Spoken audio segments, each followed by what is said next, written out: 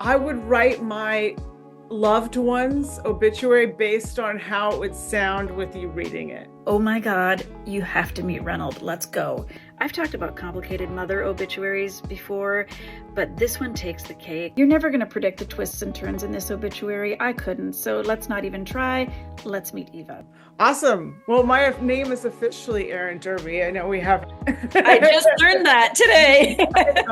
Hello, everyone. Thank you for joining me on my first of many interviews where I interview people who have made big, dramatic life changes, midlife or later. Leaps of faith that might be with a career, a relationship, moves across the world, or something completely different that we haven't thought of yet. The goal is to be entertained while learning that we can change our life and rewrite our story at any age, which I'm personally working on as we speak. And without further delay, please meet Mary McGreevy. She's also known as Tips from Dead People on social media, and she is now my friend. At the time of this interview, which is January 2025, Tips from Dead People had over 176,000 followers on TikTok, and people flocked to her for these amazing readings on obituaries that tell fantastic, shocking, heartwarming stories of people's lives. And like her social media name, Tips from Dead People, there's a lot to be learned from these obituaries. Mary's a mother of 3 grown daughters. She lives in St. Paul, Minnesota with her husband, and she's had many realized careers before leaping into this new one, which came through social media. And this is the story of where she came from, where she's going next, and how she made a major life pivot. Enjoy, follow along, follow this channel, because there'll be a lot more interviews to come, and they will not all be on Zoom. And I can't wait.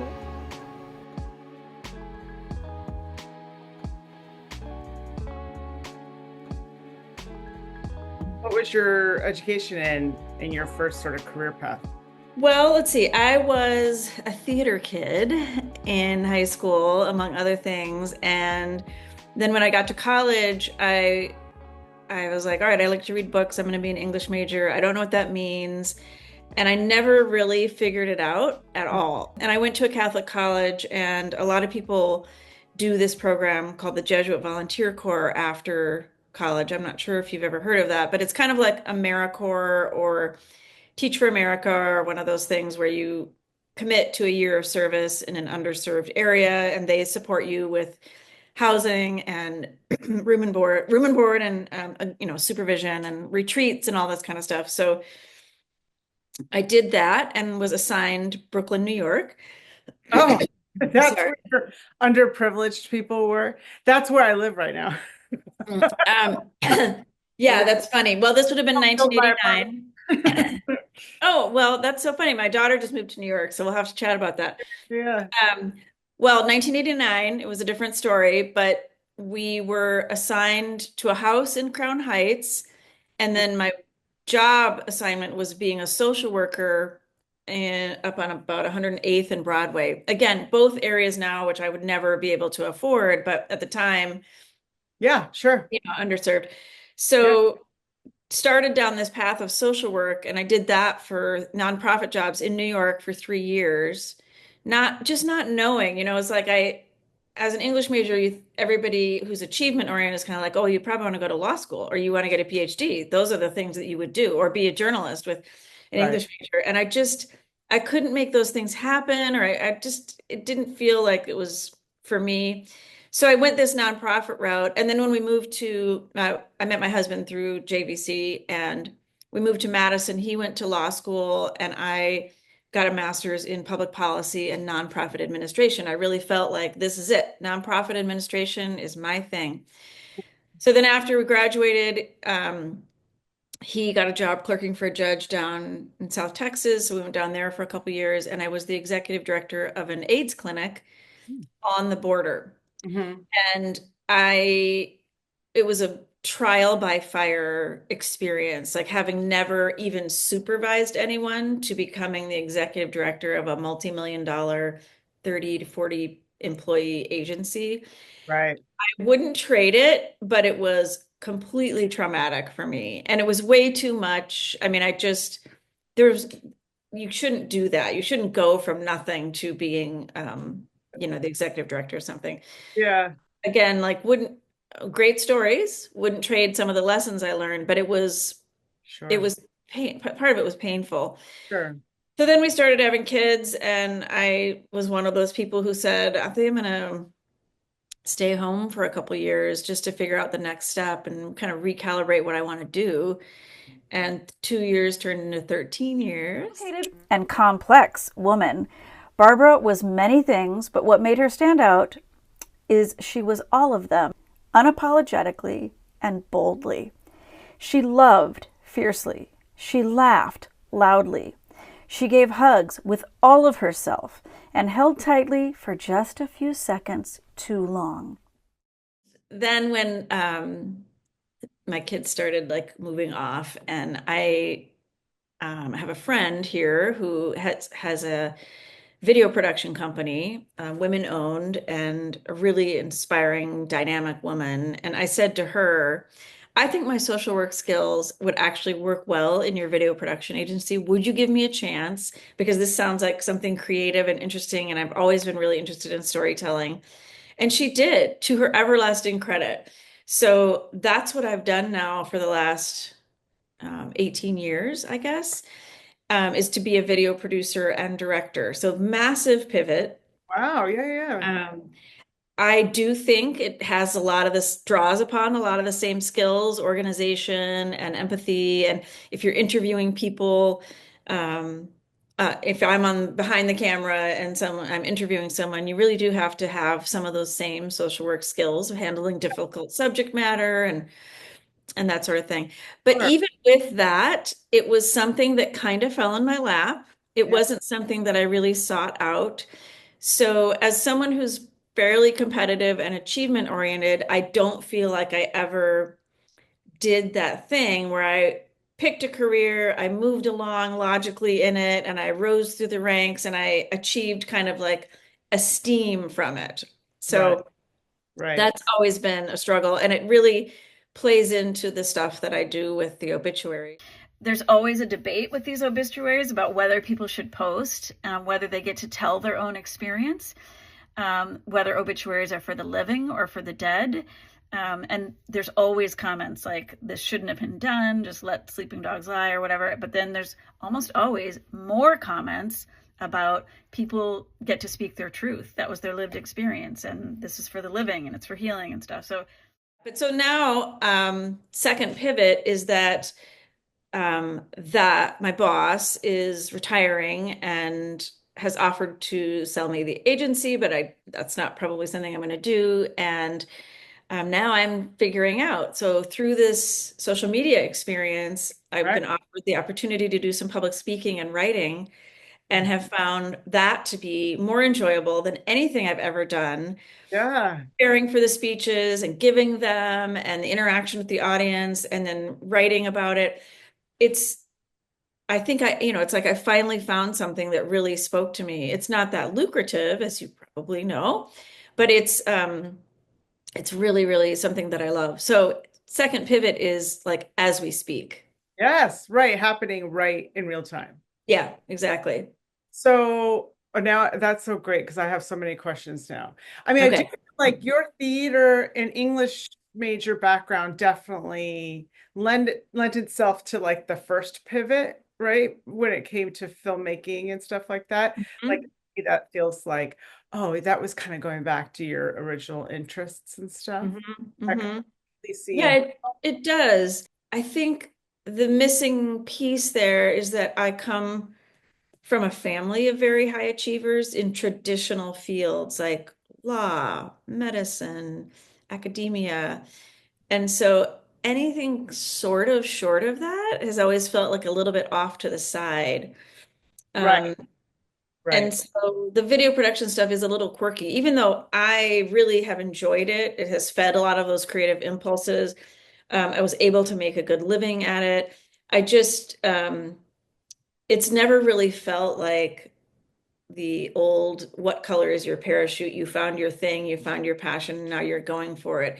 It was good. It was better than the social work for sure, but it still was always felt like a little bit off to the side. While you were doing it, was there a voice in the back of your head that was saying, I won't be doing this forever?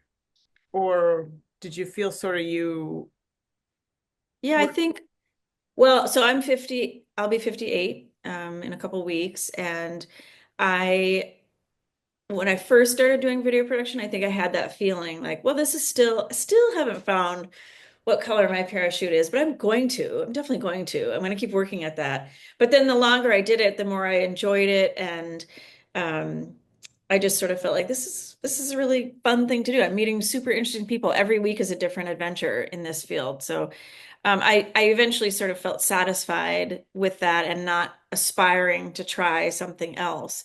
And then the whole, like this chapter, this whole social media, public speaking thing, like absolutely fell in my lap. Like there was no intentionality really behind that at all. And that's been actually the joy of it. She was the type of woman to help you hide a body, but was as equally likely to create it in the first place. That might be a Pulitzer winning sentence. yeah, so how did that start? So your channel is Tips from dead people. thank you. And Yes. how did even the first video or reading get done? Like what brought you to even the first one? Well, the background is that my mother was the obituary writer for my hometown newspaper briefly. She Okay. was a communications professional and a journalist, and for like a brief assignment, she was working at our local paper and she was on the obituary beat. And I think I was at an age that was young enough to be curious about it, but not old enough to be cynical. And so I started reading the obituaries, and I immediately knew that there had to be more to these people's lives than what was printed in a tiny little box in the newspaper. So much was left unsaid. These bachelor farmers in South Dakota, that they were the last person of their immigrant ancestors to be on this farm. Like, what does that feel like? And I started asking those questions even then.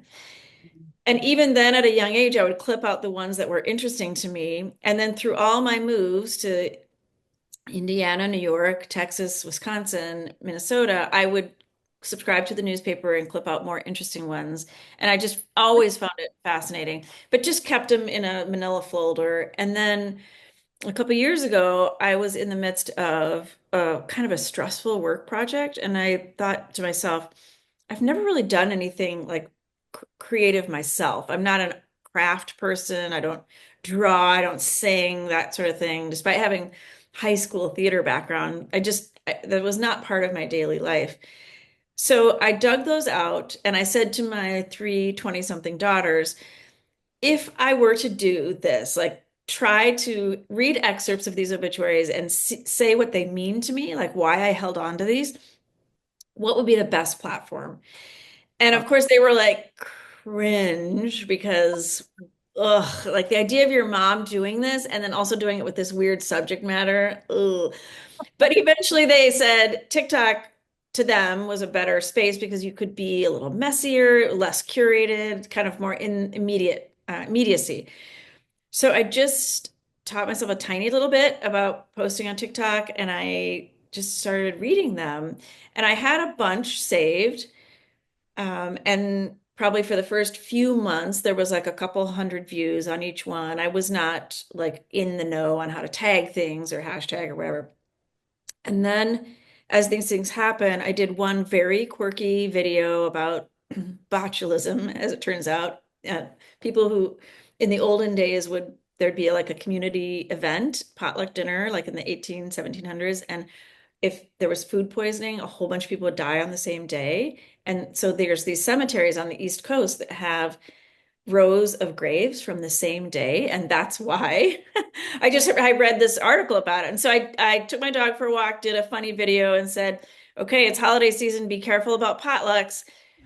So, if someone that you know who's not a very good cook offers to bring poultry or pickled items to your potluck, shut it down.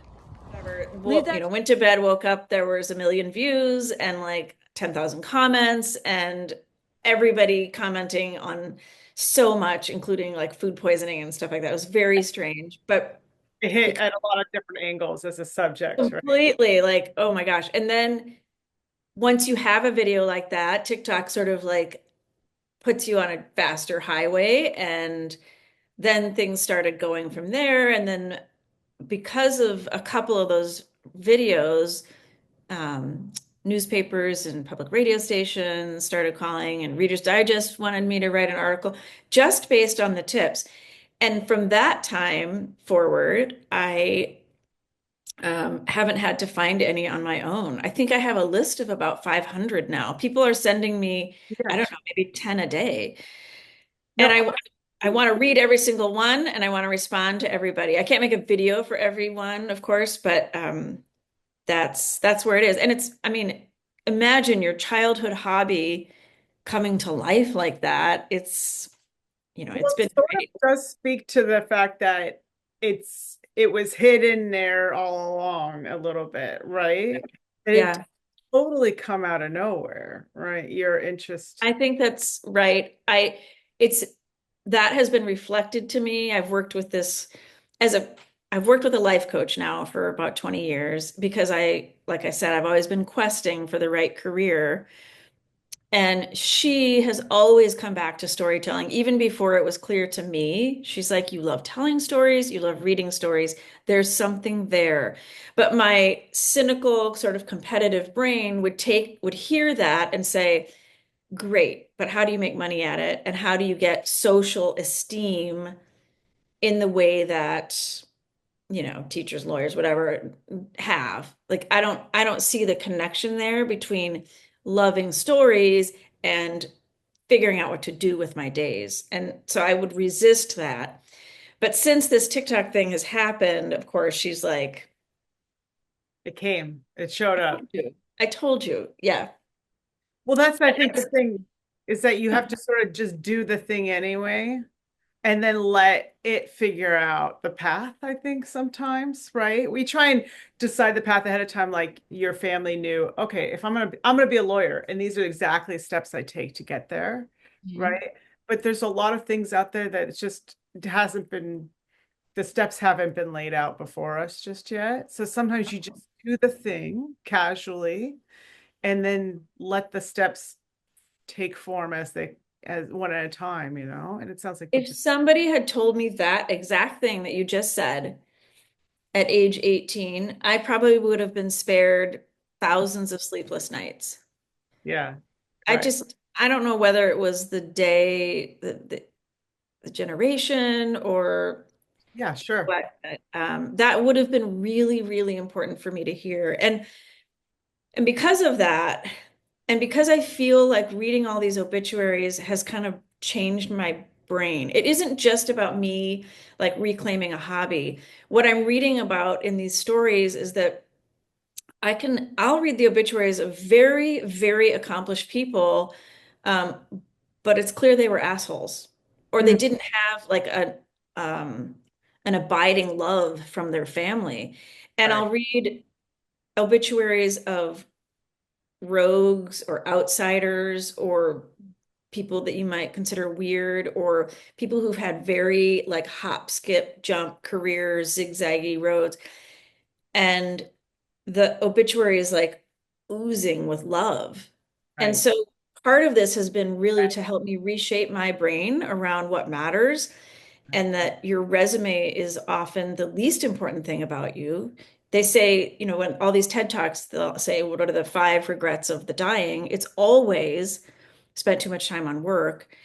And I mean, I'm seeing that with data now. It's like, it's even convincing my competitive, stubborn brain that it is not about your job, that there Right. is so much more.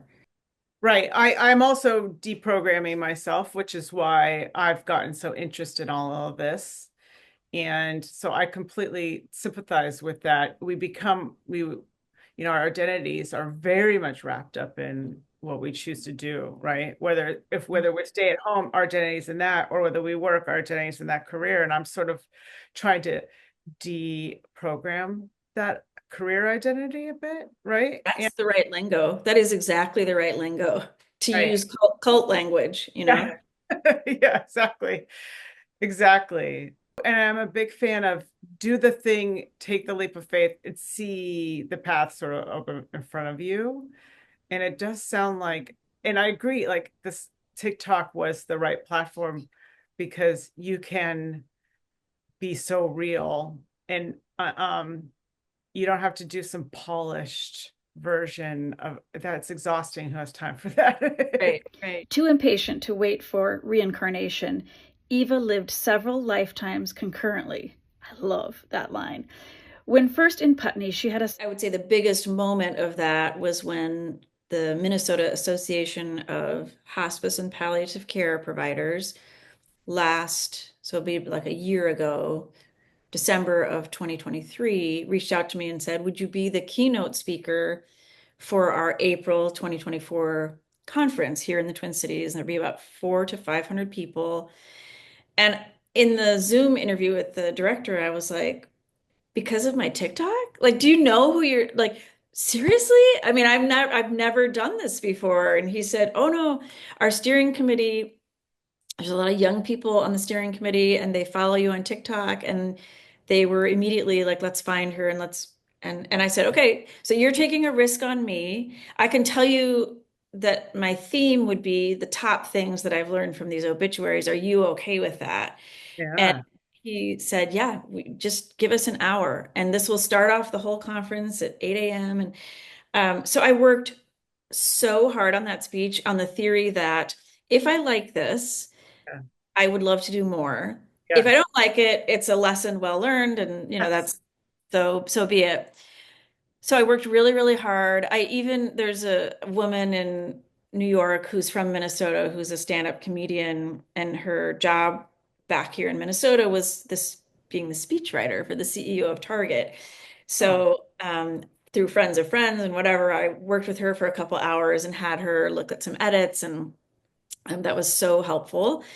And I was completely nervous to do this speech, but it went great. And I thought, this is something that I never could have scripted, never, ever in a million years. I had doctors and nurses coming up to me afterwards saying, like the humor that you find, the relatability, the elevating of people who aren't necessarily famous or accomplished is really, really important for our work. And I just felt like this is it.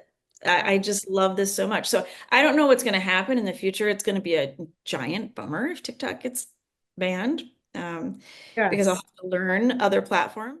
We're just getting started, guys. With a fondness for swearing, a stubborn streak a mile wide, and an absolute lack of filter, Barbara was well known for loudly debating current events, making people uncomfortable with oversharing and telling the truth as she saw it. No one who knew her ever questioned exactly where they stood with her or her opinions about them, ever. So your greatest lessons as far as reading these is to not worry about the accomplished singular focused path and go try everything. That's sort of my takeaway when I've listened to yours, which I've listened. Yeah, I think the things I try not to be cliche or trite about the things that I pull because I don't want people to think it's corny. But the things that keep coming up, the things that you thought were the biggest deals in your life, your job and your bank account and stuff, at the end of life turns out that they aren't at all. It's really about the tiny little things, the minute aspects of the relationships that you have with people or your hobbies or your quirks and that sort of thing. It's more about like the best lobster roll that you ever had than it is about your bank account. Mhm. That's a huge theme. I think find your passion to me is the worst career advice at all because people kept telling me to do that. And then I was like, what if I'm a generalist? What if I don't have a passion? Am I less than? And the evidence in these obituaries is not at all. There's some amazing obituaries that don't even mention the person's job. And every time I see that, I'm like, yes. Not that you shouldn't Right. go for what you want or be proud of your achievements, like absolutely not. But to think that that's the thing that you need to have, to think that your obituary could be pulled from LinkedIn, that's the saddest thing in the world to me. That You is know, such a good point. Yes. Yes. Yes. Yes. but I also think you've come to one of the conclusions that I see again and again in these things. It's like Don't worry about finding your passion as a career. Just try stuff. Yeah. Like you said, just kind of lean in and try things and see what happens. If it doesn't work out, that's fine. But don't think that because I couldn't figure out this mainstream path early on, that there isn't going to be 10 more chapters down the road because I'm living proof and all these obituaries are living proof that there's very surprising chapters to come. You may not believe it about yourself, but there is. Like I can guarantee it like a scientist in a way at this Right. point because of how many thousands of stories that I've read where they couldn't have predicted the doors that they were going to go through. Absolutely. Yeah, you have actual proof. You have a, Hmm. right? You know, Yeah. I even think of some of the people in my own life and marriages. You could have two full separate marriages that both went on for decades and were wonderful while they lasted. Like you can have multiple love lives that were of value while they lasted too, you know? So I think about that. You can live multiple lives, you know? Mhm. Oh my gosh, absolutely. I'm just about to be 50. I think it's like right at the moment where people start to go, huh, what was this all for again? So, uh, Hmm. a lot of what I think about. I also think about now, I would write my loved ones obituary based on how it would sound with you reading it. Like that's how Oh I think my gosh, I'm like, that's I want amazing.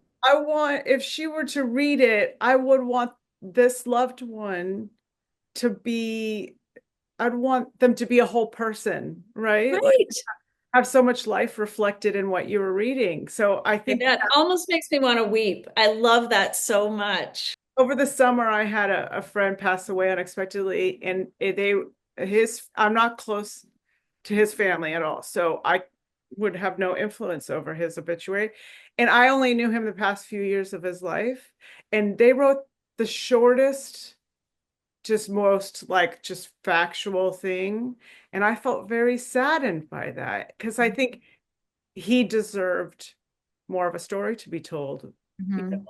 Hmm. And Hmm. so anyway, I think there's real value in writing a real story about somebody.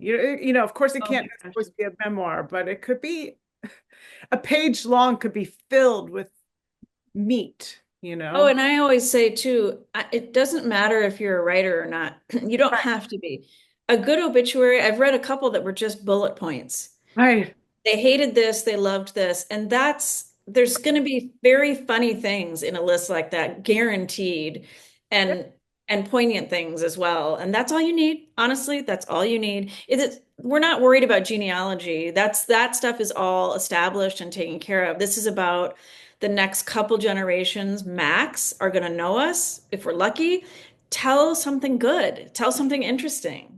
You would write someone's obituary thinking in your head about how I would read it. I mean, think that about yourself too. The way Right. that you're just talking, like, okay, I've been a photographer for 30 years, but now I'm burned out. Like, the next chapter could be very interesting, could be very cool, and it could be multiple chapters.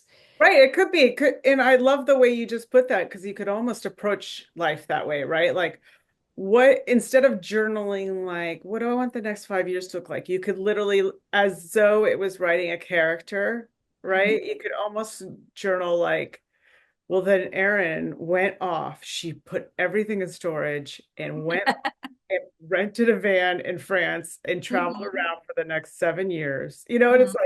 it's like, what if I wrote from a perspective as though I was playing pretend for with a character that sounded like kind of amazing, but instead Mhm. I actually am exploring the next path that I will actually take, as Mhm. crazy and movie-like as it might sound. So Yeah. yeah, I know this is all hard to do for people too, because you still have to pay your mortgage or your rent, or you still have Yep. kids you need to be, present for, or physically, you're still raising or whatever the deal is. Or like you end up having grandkids and then you want to be nearby for them. So there ends up being logistics that you can't necessarily sell everything off and go move to another Well, and country. sometimes it's just the smallest things, like the little hobbies that you get into, not necessarily career stuff, can can fill a lot of gaps and be very interesting and engaging for people too. It don't set the standard of amazing, I guess. Little changes can be interesting as well. What are your hopes for the future as far as tips from dead people go? Like, what are your thoughts about where you'd like to take it and what you'd like to do with it? In the biggest of all worlds, I feel like this content with these stories could have the same amount of impact for people that a combination of Brene Brown and The Moth could have. Like using real life stories, not of famous people, to help us sort of soften the lies in our brain, telling us that we constantly have to achieve to have an interesting and happy life. And I feel like there's a lot of different ways to get there. That might be too huge of a goal, but to me, it's done that for me. So I really do feel like it could do that for other people. So it could be a podcast, it could be a TED Talk, it could be just continuing to speak to different groups if they'll have me, or write things that I could get published, or maybe, in a dream world, publish a book like Humans of New York did with different portraits of, say, my top 30 most interesting obituaries or most hilarious or poignant or whatever the combination of stories would be, and have someone illustrate their faces in a way that took these non-famous people and affirmed that everybody has a story, no exceptions, and that these stories rise to the level of art, again, no exceptions. Those things would be dreamy for me. I don't exactly see how that's, what the roads are for me right now, but I feel like if I had the right partners that could help me or be, add to that somehow, I think that would be really, really fun. So that's my hope, is to do something that continues to be fun like this. And like I've never really felt that anything that I was doing could urgently help other people. Right. By entertaining them at a base level, by helping them think differently about their own lives at another level, and then at an even higher level, I've had many commenters say, "You have changed the way that I think about death." Yeah. And if there was a way to sort of like shift culture into adding humor, God forbid, to the idea of death, that there's an instant humor and storytelling aspect to this, I like that would be amazing. I don't really know. Life is complicated. Families are complicated. But I guess the tip from this, which I've used with obituaries like this before, is that if at all possible, squash your beefs before you die. You don't want this to be written about you. You don't. Squash your beefs.